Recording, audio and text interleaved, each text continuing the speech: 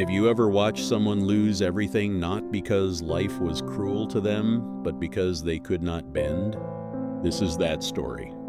In a small village nestled between two hills, there lived a man named Rael. He was skilled, he was strong, and from the time he was young, he had been the one people pointed to when something needed to be done.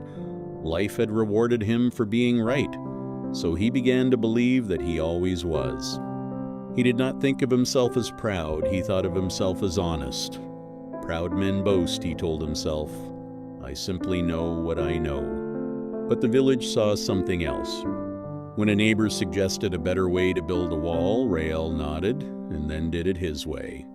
When his wife Dara offered a thought at the evening table, he listened with his eyes and ignored it with his hands. When the village elder called a meeting, Rael sat in the front row and spent most of it waiting for his turn to speak. He was never cruel, that was the confusing part. He was just a man who had decided, without ever saying it out loud, that his way was the right way. And that decision sat inside him like a stone. The first thing he lost was a friendship. A man named Corin had worked beside him for years. One winter, Corin found a better method for storing grain and came to Rael with excitement in his eyes. Rael listened. Then he said, calmly, that the old method was fine.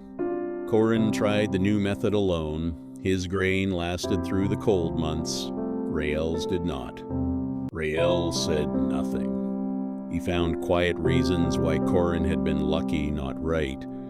And something between the two men closed that winter and never fully opened again. The second thing he lost was heavier. Dara had always been patient.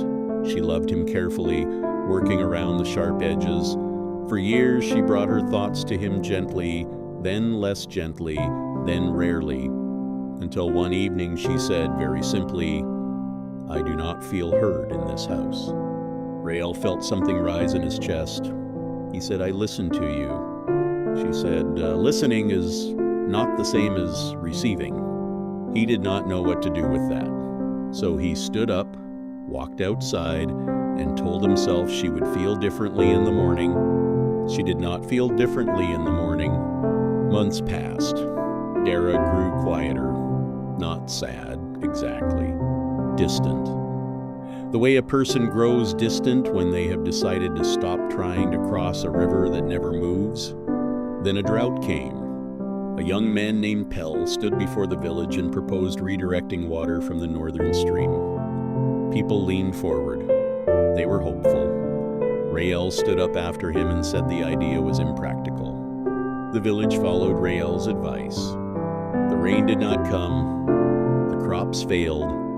Pell built the channel anyway, quietly, with 3 other men. The following year, the water flowed.